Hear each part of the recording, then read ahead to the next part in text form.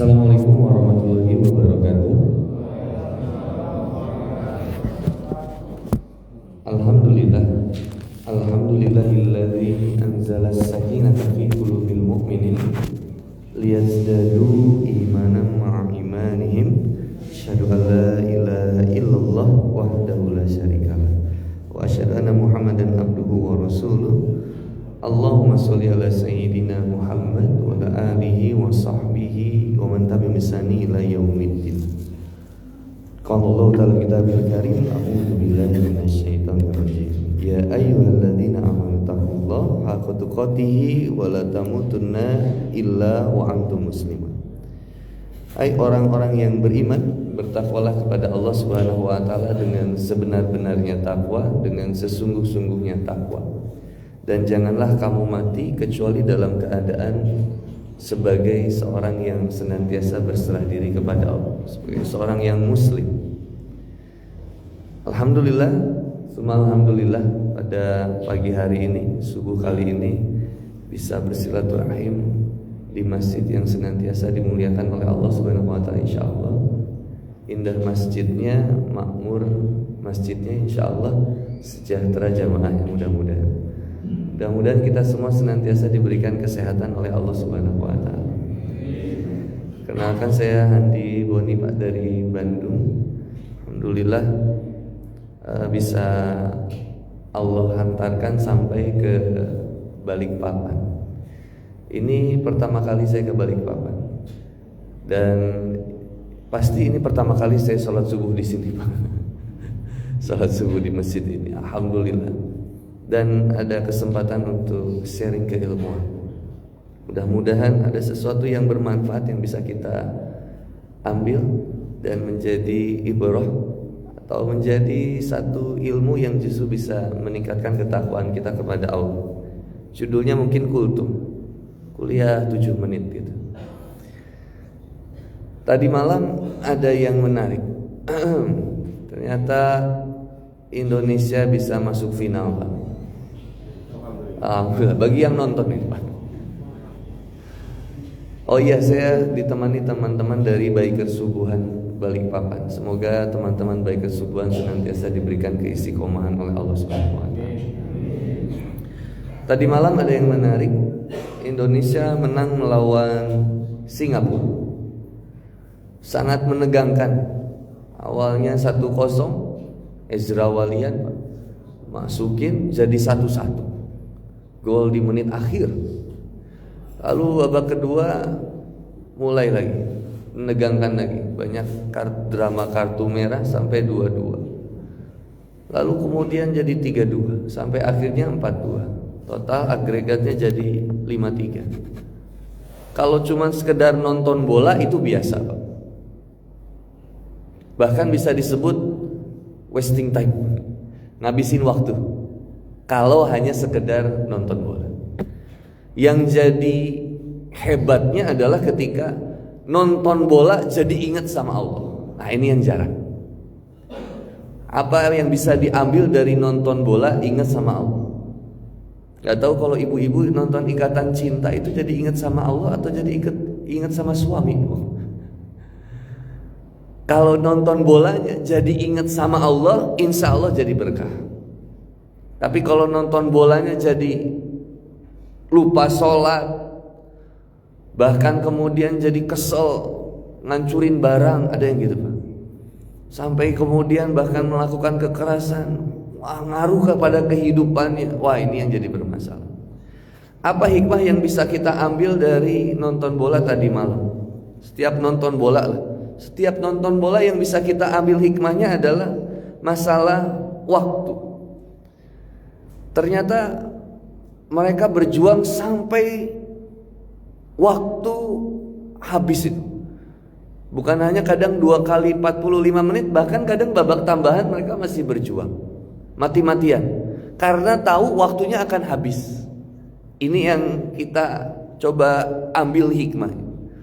Imam Syafi'i rahimahullah pernah menyampaikan dalam salah satu kitab. Ketika itu Imam Syafi'i mengatakan, "Lau tadabbarun nasu hadhihi surah lawasi'atu." Seandainya saja umat manusia mau mentadaburi Quran surat Al-Asr, itu sudah cukup isi dalam kandungan Quran ada di situ, kata Imam Syafi'i. Saking hebatnya surat Al-Asr ini, saking pentingnya sampai Allah Subhanahu wa taala langsung mengingatkan tentang waktu, bahkan bersumpah demi waktu. Bahkan sama Ungu itu dibikin lagu, Pak, demi waktu itu. Sama band-band Raihan, Nasid itu dibikin lagu. Demi waktu. Sumpahnya Allah demi waktu. Karena banyak manusia yang senantiasa lupa tentang masalah waktu itu. Waktu kita gak ada yang tahu ini, Pak. Ini speaker saya keluar gak, Pak? Keluar masjid gak? Oh keluar, Pak. Masya Allah, Alhamdulillah. Kita nggak tahu, Pak. Suatu saat di masjid ini akan diumumkan nama kita, tapi kita nggak tahu kapan, Pak. Atau ada yang mau diumumin sekarang, Pak? Masih ada nih. Inna lillahi wa inna ilaihi raji'un. Telah berpulang ke rahmatullah. Disebut nama kita, Pak. Dan yang nggak pernah ke masjid itu jadi kepaksa ke masjid itu, Pak. Yang tadinya datang ke masjid untuk sholat, ada yang gak pernah datang ke masjid untuk sholat. Tapi kata Allah, dia harus merasakan ke masjid. Dibawa ke masjid, Pak. Bapak-bapak kesini ke masjidnya jalan kaki, atau ada yang naik motor, Alhamdulillah, Pak. Tapi nanti ada orang yang mungkin gak pernah ke masjid, itu dipaksa ke masjidnya sampai harus digotong, Pak. Atau bahkan harus pakai mobil itu, dibawanya. Diturunin di sini. Tapi bukan untuk sholat, Pak. Untuk disolatkan. Bahkan yang biasanya bapak-bapak sholat di belakang imam, ini dia di depan imam sholatnya, Pak. Posisinya karena disolatkan. Nah masalahnya kita semua gak ada yang tahu. Saya, bapak-bapak semua, ibu-ibu semua, dan tetangga-tetangga kita yang mendengarkan kultum ini, gak ada yang tahu. Seandainya kita milih, Pak, Bu, kalau milih, Pak, Bu, enak dikasih tahu atau nggak dikasih tahu nih matinya? Halo, assalamualaikum. Ini masih pada hidup ini? Tenang, setelah ini ada konsumsi minggu ya. Emang ada, Pak? Enggak ya? Kalau boleh milih, Pak, pilih matinya dikasih tahu atau nggak dikasih tahu? Gimana? Dikasih tahu atau enggak, Pak? Atau enggak pengen mati dulu? Ibu pengen dikasih tahu atau enggak dikasih tahu, Bu? Gimana, Bu? Ibu mau dikasih tahu atau enggak, Bu? Enggak dikasih tahu.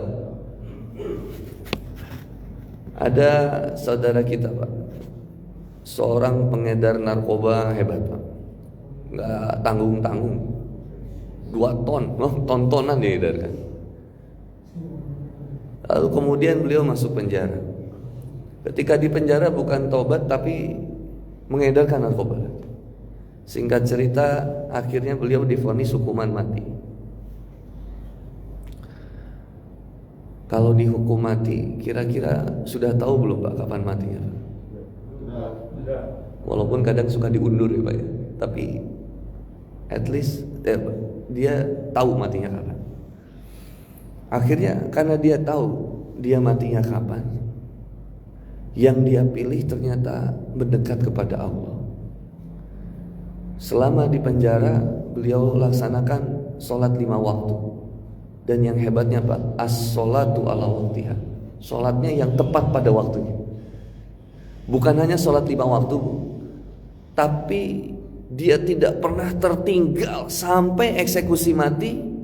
Tidak pernah tertinggal sholat tahajud, insya Allah, menurut saksi. Dan beliau pun mengerjakan sholat duha. Dan sipirnya sering menemukan beliau dalam keadaan tertunduk dan meneteskan air mata. Kalau kita lagi tausiah tuh di pojokan dia nangis. Terus nangis. Cuman bisa nangis. Sampai kemudian tiba waktu eksekusinya Pak, beliau minta satu katanya, boleh nggak saya tidak ditutup matanya, agar saya bisa melihat dosa-dosa saya dulu sebelum kemudian saya bertobat kepada Allah, dan saya bisa mengucapkan kalimat asyhadu an la ilaha illallah wa asyhadu anna muhammadar rasulullah. Izinkan saya mengucapkan kalimat itu, baru saya tolong dieksekusi. Dan cerita apa? Dieksekusilah beliau. Lalu ada guru kita yang memandikan beliau, dan beliau jadi menangis Pak melihat jenazahnya. Kata beliau, wallahi kata beliau, ciri-ciri husnul khotimah ada di beliau. Salah satunya ada keringat sebesar bulir jagung itu. Dengan keadaan tersenyum, beliau mandikan, yang bekas sujudnya masih terlihat. Apa hikmah yang bisa kita ambil Pak? Beliau sepanjang hidupnya maksiat Pak. Itu semua orang gak ada yang nyangka beliau bisa sholat, gak ada. Bahkan semua publik itu mencaci beliau, menghinakan beliau. Gak ada yang nyangka beliau bisa tobat. Bahkan dianggapnya gak mungkin bisa tobat. Tapi justru Allah berikan hidayah. Faman yuridillahu ayyahdiyahu yashrah sadrahu lil Islam. Allah berkehendak menanamkan cahaya Islam kepadanya. Ketika beliau mau dieksekusi mati, kepikiran dia, saya harus taubat, saya salah. Sepanjang hidupnya maksiat semua Pak. Sepanjang hidupnya senantiasa lupa kepada Allah. Tapi di akhir hidupnya beliau tutup dengan indah, karena beliau tahu kapan meninggalnya. Akhirnya beliau bertobat kepada Allah, dan beliau wafat dalam keadaan insyaallah husnul khotimah. Allah ampuni dosa. Beliau tahu endingnya Pak. Kita nggak tahu endingnya kapan Pak. Kebayang Pak kalau kita dikasih tahu endingnya di WhatsApp kita Pak, misalkan sama malaikat maut, assalamualaikum Pak Agun, mohon maaf 3 hari lagi malaikat maut akan menjemput Bapak misal. Assalamualaikum Kang Boni, malaikat maut akan datang 3 hari lagi. Itu nggak bisa dinanti-nanti itu. Kalau misalkan dikasih tahu Pak, ini kita misalkan dulu aja. Kalau kita misalkan dikasih tahu 3 hari lagi kita akan meninggal, apa yang kemudian akan kita lakukan kira-kira Pak? Assalamualaikum. Ya. Pasti kita akan siap-siap. Yang nggak pernah ke masjid mungkin ke masjid Pak. Begitu dikasih tahu Bapak 3 hari lagi bakal meninggal, wah nggak keluar dari masjid 3 hari itikaf di sini Pak. Stop istighfar terus itu. Baca Quran belum. Nggak, harta yang beliau punya disedekahkan, bahkan baju-baju di lemari dikeluarkan semuanya Pak. Kita ini aneh Pak. Badan cuma 1, bajunya 20. Banyak bajunya. Ya nggak apa-apa sih, bagus. Ibu-ibu juga sama kan. Kita semua manusia sama lah, rata-rata begitu. Kayaknya kita akan lakukan yang terbaik itu Pak, buat diberikan di jalan Allah Subhanahu wa taala. Yang nggak biasa duha jadi duha, karena tahu kapan ending. Maka menarik kata Allah Subhanahu wa taala, Aku menciptakan manusia, huwallazi khalaqakum min tin, dari tanah. Jadi kita diciptakan dari tanah, hidup di atas tanah, makan dari apa yang dihasilkan oleh tanah, dan kita juga akan kembali ke tanah. Huwallazi khalaqakum min tin summa qada ajala, kemudian Allah tetapkan ajalnya. Wa ajalu musamma indahu summa antum tamtar. Ketika Allah tetapkan ajalnya dan manusia tidak mengetahui kapan ajalnya itu akan tiba, tapi justru kata Allah, manusia itu lupa bahwa dia akan kembali kepada Allah. Jadi kriteria manusia ini Pak, ada yang siap, ada yang takut mati, pengennya hidup. Ini mungkin, mohon maaf, mungkin saya atau kita pengennya hidup takut mati, gak siap kalau ada kematian itu. Ada kriteria manusia yang kedua, yaitu manusia yang pengennya mati, gak siap hidup, Pak. Kebalikannya, ini orang-orang yang berputus asa dari rahmat Allah. Ini orang yang paling dibenci sama Allah, yaitu orang yang berputus asa dan pengennya bunuh diri. Jepang, Korea itu tingkat bunuh dirinya tinggi, Pak. Ada kira-kira manusia stres dengan ekonomi, hutang banyak jadi bunuh diri, ada Pak? Gara-gara COVID bunuh diri, ada Pak? Gara-gara cinta jadi bunuh diri, ada Pak? Banyak, Pak. Anak muda kemarin ada yang dibunuh diri juga, Pak, gara-gara hamil di luar nikah, nggak sanggup buat bilang sama orang tuanya, akhirnya bunuh diri juga. Tapi yang hebat, Pak, cicak di rumah kita itu nggak pernah stres, Pak. Ada yang pernah lihat ibu atau bapak cicak bunuh diri? Ada pernah lihat? Stres menjalani kehidupan lalu cicak itu memutuskan bunuh diri, ada Bu? Gantung diri misalkan, ada? Nggak ada, Pak. Cicak stres itu tidak ada.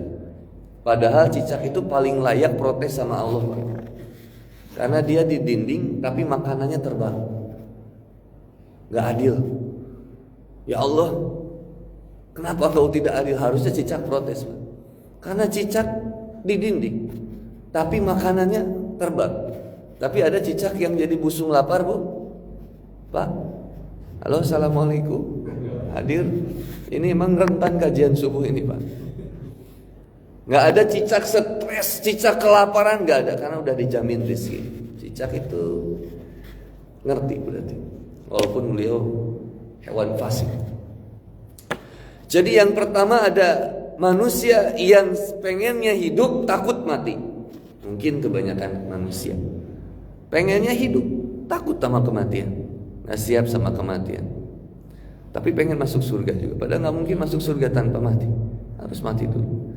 Yang kedua baru manusia yang pengennya mati, takut buat hidup, yang putus asa dari jalan Allah.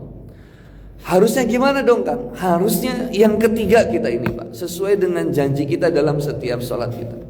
Inna sholati wa nusuki wa mahyaya wa mamati lillahi rabbil alamin. Sesungguhnya sholatku, ibadahku hanya untuk Allah, hidupku dan matiku hanya untuk Allah. Maka prinsip manusia yang ketiga ini yang terbaik, siap hidup dan siap mati. Siap untuk hidup dalam arti yakin bahwa rizki sudah dijamin sama Allah, tinggal ikhtiar dengan sebaik-baiknya. Yang berikutnya siap mati juga. Gimana Allah ajalah. Saya touring, Pak, dari Bandung ke Lombok, dari Lombok ke Bali, pakai motor. Dari Bali terbang ke Balikpapan. Alhamdulillah masih hidup, Pak. Pamitan saya sama istri itu pamitan syahid, Pak.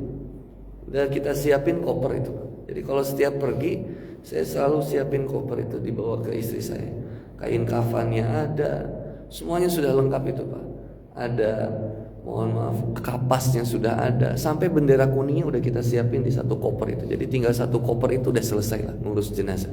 Saya bilang nanti pamitan, Papa minta maaf kalau Bapak pada salah. Saling memaafkan baru berangkat, Pak. Karena kita nggak tahu bisa pulang lagi atau enggak. Istri saya juga gitu, Pak. Selalu minta maaf ke saya sebelum beliau pergi. Sebelum saya berangkat kemana tuh beliau minta maaf. Minta maaf, Pak, kalau ada salah. Emang Mama mau kemana? Mau ke pasar. Mau ke pasar. Karena nggak tahu, belum tentu dia balik lagi dari pasar itu. Minta maaf. Izinnya saya syahid aja, Pak. Tapi sejauh ini sampai hari ini saya masih hidup, Pak, di Balikpapan ini. Tapi siaplah kapan aja, bismillah ya Allah. Karena nggak tahu, Pak, kapan nih. Siap hidup, siap mati, artinya siap kembali kepada Allah. Kata Rasulullah Muhammad SAW. Kata Rasulullah SAW, banyaklah mengingat pemutus kenikmatan, yaitu banyak mengingat kematian. Ada salah satu ulama besar zaman tabi'in itu yang hobinya mendatangi kuburan orang yang meninggal itu, supaya dia senantiasa mengingat kepada Allah, bahwa dia pun akan kembali kepada Allah. Nah, terkait tadi, apa kaitannya, Kang? main bola wal asr, tentang waktu ini sampai kemudian kepada kematian. Masalahnya Pak, kehidupan ini kita nggak tahu endingnya. Nikmat ketika endingnya kita tahu, kita bisa persiapkan. Tapi karena endingnya kita nggak tahu, akhirnya kita nggak siap.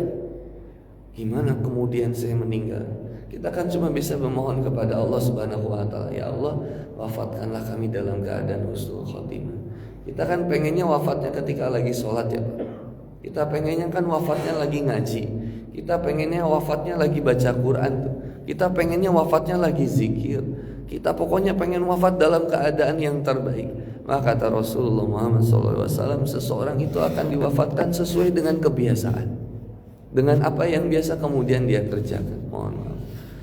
Dan orang yang baik, orang yang senantiasa takwa kepada Allah, akan diwafatkan dalam keadaan yang baik juga insya Allah. Maka belajarlah dari permainan bola tadi malam Pak. Mereka mati-matian karena tahu harus berjuang sampai akhir. Gak aneh Pak, masjid penuh sama bapak-bapak ini gak aneh, gak spesial buat saya. Tapi yang jadi spesial itu ketika masjid terisi sama anak muda. Nah ini yang luar biasa. Penutup, mungkin saya tutup dengan satu kisah seorang kakek-kakek. Seorang kakek yang rajin ke masjid setiap subuhnya. Suatu saat kakek ini mau berangkat ke masjid. Ketika beliau berangkat ke masjid udah rapi Pak, udah persiapan ya. Mungkin kalau di kita sekitar jam 3:30 udah siap. Bajunya sudah siap semuanya, udah wangi Pak. Berangkat dari rumah menuju ke masjid. Di tengah jalan beliau terjatuh dan bajunya kotor Pak. Karena bajunya kotor, beliau balik lagi ke rumah. Beliau ganti pakaiannya, lalu beliau berangkat lagi ke masjid. Ketika beliau berangkat lagi ke masjid, ternyata beliau terjatuh lagi Pak, dan bajunya kotor lagi. Kalau kita kira-kira di posisi itu Pak, kita balik lagi ke rumah atau udah diam di rumah, sholat di rumah aja, atau balik lagi ke masjid Pak kira-kira? Bapak jatuh 2 kali nih.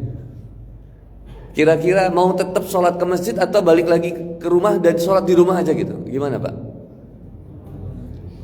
Di rumah. Bapak-bapak ini, kakek ini ketika jatuh yang kedua kalinya, kotor lagi bajunya, beliau balik lagi ke rumah, ganti lagi bajunya, dan beliau berangkat lagi ke masjid Pak. Begitu beliau yang ketiga kalinya keluar dari rumah, tiba-tiba ada yang memegang petroma. Kalau di sini apa ya petroma ini? Cempor atau petroma? Petrom. Ada yang megang petroma Pak. Kakek mau ke masjid ya? Iya. Saya antar. Kata kakek, Masya Allah, akhirnya diantar. Diantar akhirnya Pak oleh pemuda ini. Begitu diantar, sampailah kakek-kakek ini di masjid. Singkat cerita, kakeknya masuk ke masjid, anak mudanya di luar. Kakeknya lihat, kenapa kamu ngantar saya ke masjid tapi kamu gak masuk ke masjid? Ayo ke masjid, sholat ke masjid. Kata anak muda ini, gak bisa. Saya gak bisa ke masjid. Kenapa? Karena saya iblis. Kaget kakek. Lalu kenapa kamu mengantar saya ke masjid? Nah ini Pak, pernah gak kita diantar ke masjid sama iblis Pak? Ini diantar langsung Pak sama iblis. Kok aneh ini Pak? Kata kakeknya, kok kamu ngantar saya ke masjid katanya? Kenapa? Sesungguhnya kata iblisnya, saya yang membuat kakek terjatuh kedua kali. Ketika kakek ingin ke masjid, saya buat kakek jatuh dan kotor pakaian kakek. Tapi ternyata kakek balik ke rumah dan mengganti pakaiannya lalu berangkat ke masjid. Pada saat itu malaikat mengatakan kepada kakek. Allah menyampaikan kepada malaikat, malaikat pun menyampaikan kepada kakek.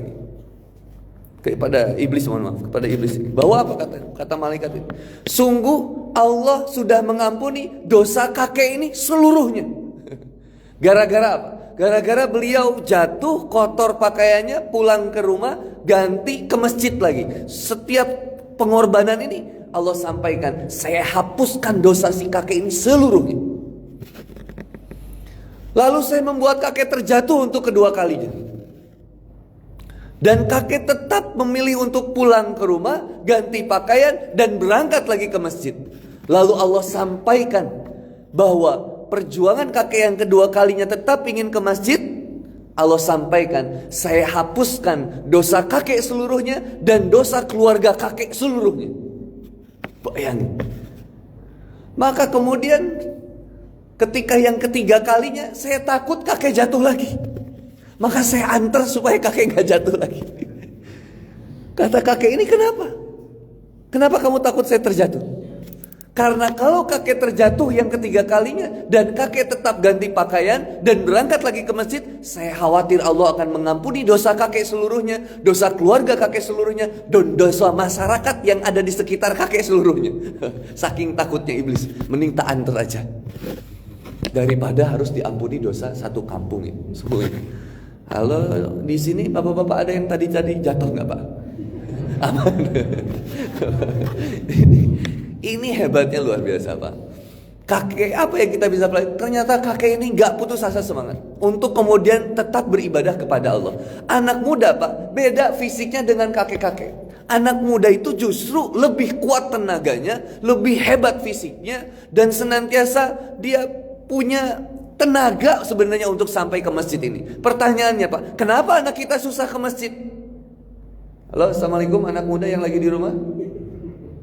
Sahur. Kadang anak kita sholatnya jam 8 Pak. Kita sudah husnuzon sama anak kita. Alhamdulillah Ustaz, anak saya sekarang rajin duha Ustaz. Bahkan duhanya sekarang pakai kunut Ustaz.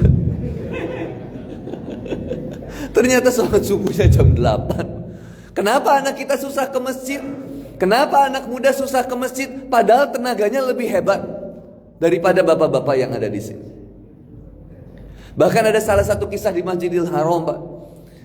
Ketika itu imamnya membacakan satu rakaatnya 1 juz Pak. Bayangin Pak, 1 rakaat 1 juz. Wah, itu pegelnya luar biasa. Kan kalau Quran itu ketika dibacakan, kata Allah dalam surat Al-Anfal, wajilat qulubuhum wa idza tuliyat alim ayatuhu zadatum imanan. Itu sebenarnya kalau orang beriman dibacakan ayat-ayat Allah, itu bergetar hatinya dan bertambah keimanan. Tapi kadang kita Pak dibacakan ayat Quran yang bergetar bukan hati Pak, lutut Pak yang bergetar. Makanya kita komplain ketika imam tarawih itu panjang-panjang. Wah, itu komplain di jamaah-jamaah. Saya pernah juga gitu Pak. Jadi ini ada di Masjidil Haram ini ada kejadian. Ada seorang kakek tua, mohon maaf, dan seorang anak muda. Dan imamnya baca 1 rakaatnya 1 juz Pak. Singkat cerita selesai rakaat yang kedua ini 2 juz berarti. Anak mudanya pegang-pegang kaki aja Pak. Waduh gitu. Tanya ke kakeknya, kakek gak pegel? Jawaban kakeknya gini Pak. Anak muda, saya berdiri sholat menikmati setiap rakaat. Saya berdiri karena dasar keimanan, dan kamu berdiri karena mengandalkan tenaga. Beda kualitasnya. Yang buat bapak-bapak, mohon maaf, bapak-bapak hadir di masjid ini bukan tenaga aja Pak. Yang bikin bapak-bapak bisa sampai di masjid ini takwa. Yang bisa sampaikan ke masjid ini keimanan dan ketakwaan kita. Yang lebih kuat dari bapak-bapak banyak Pak. Di masjid di sekitar komplek ini Pak. Yang kalau kerjanya hebat-hebat, itu hebat di sini Pak, ada. Tetangga-tetangga kita Pak, nggak perlu disebutin karena saya kan ini ngomongin nanti. Tapi mudah-mudahan mereka dengar. Tenaganya lebih hebat banyak, yang kuat banyak Pak. Tapi kenapa nggak sampai ke masjid? Iman dan ketakwaannya bermasalah. Seandainya sholat subuh berjamaah 2 rakaat sebelum subuh, itu janjinya bukan lebih baik daripada dunia dan seisinya. Kalau saja balasannya adalah siapa yang sholat subuh di masjid dan melaksanakan 2 rakaat sebelum subuh akan mendapatkan uang tunai 100 juta. Saya yakin masjid ini Pak penuh Pak, penuh. sayang hadiahnya surga. Alladzina yu'minuna bil ghaib. Emang orang yang beriman disuruh untuk percaya kepada sesuatu yang ghaib, belum ketemu, Pak. Suatu saat ini kita akan betul-betul merasakan bahwa perjuangan kita ini ternyata nikmat nanti. Bahkan ketika sudah meninggal, Pak, yang maksiat itu udah pasti nyesel. Yang taat aja udah nyesel, Pak. Kenapa nyesel? Kalau yang maksiat nyesel karena dia pengennya tobat dulu. Tahu gini saya tobat. Yang taat juga nyesel. Apa nyeselnya? Tahu nikmatnya begini, saya pengorbanannya lebih hebat lagi. Gitu ya. Maka ini yang bisa jadi hikmah buat kita semua. Semoga Allah Subhanahu wa taala membukakan hati kita dan hati masyarakat di sekitar sini untuk senantiasa memakmurkan masjid ini. Hebatnya masjid bukan karena besar kencelengnya, Pak. Kencelengnya berapa ya? Oh, enggak ada ya. Masjid Al-Mujtahidin. Hebat bukan karena besar kencelengnya, mewah bangunannya, tapi karena takwa masyarakatnya. Semoga Allah Subhanahu wa taala menjadikan masjid ini masjid yang senantiasa mendakwahkan kebaikan dan menghantarkan para warganya untuk dekat kepada Allah. Dan semoga bapak-bapaknya, warganya, ibu-ibunya, anak-anaknya, remajanya, pemudanya, mudah-mudahan suatu saat akan memenuhi masjid. Dan alhamdulillah saat ini saya lihat ada anak-anak yang sudah ada di masjid. Wah, ini bahagia banget, Pak. Aset ini, Pak. Langka, Pak. Lihat anak-anak sekarang di masjid, Pak. Bersyukur saya kepada Allah, di sini masih bisa lihat anak-anak udah ke masjid. Jangan dimarahin, Pak, anak-anak di masjid, Pak. Nggak apa-apa, mereka main di masjid juga nggak apa-apa. Mainnya di masjid, kalau azan mereka sholat, daripada mereka mainnya di luar masjid dan nggak mau sholat nanti. Moga anak-anak di sini Rabbi habli minas solihin, menjadi anak yang solih insyaallah. Rabbana hab lana min azwajina wa dzurriyyatina qurrata a'yun waj'alna lil muttaqina imama. Semoga para keluarga dijadikan keluarga yang sakinah, mawaddah dan warahmah. Para istrinya menjadi istri yang solihah, para suaminya menjadi suami yang solih insyaallah. Allahumma anta rabbi la ilaha illa anta khalaqtani wa ana abduka wa ana ala ahdika wa wa'dika mastata'tum a'udzubika min syarri ma sana'tu wa a'udzu bika bi ni'matika alayya wa a'udzu bi dzambi faghfirli fa innahu la yaghfiru dzunuba illa anta. Allahumma inni a'udzubika minal hammi wal hazan wa a'udzubika minal adzi wal kasal wa a'udzubika minal jubni wa bukhl wa a'udzubika min ghalabatid daini wa qahrir rijal. Rabbana atina fid dunya hasanah wa fil akhirati hasanah wa qina azabannar. Allahumma fir lana dzunubana wa kafir anna sayyi'atina wa tawaffana ma'al abrar. Rabbana la tuzigh qulubana ba'da idh hadaitana wa hab lana min ladunka rahmatan innaka antal wahhab. Subhana rabbika rabbil izzati amma yasifun wa salamun mursalin walhamdulillahirabbil alamin. Itu saja yang saya bisa sampaikan. Mohon maaf, Pak, sebelumnya seandainya ada sesuatu yang kurang berkenan dan kurang sopan. Semoga suatu saat kita bisa berjumpa kembali, dan yang paling terpenting kita bisa kembali berjumpa di surganya Allah Subhanahu wa taala. Sehat selalu Bapak dan Ibu. Sekali lagi mohon maaf, terima kasih atas kesempatannya. Billahi taufiq wal hidayah. Wassalamualaikum warahmatullahi wabarakatuh.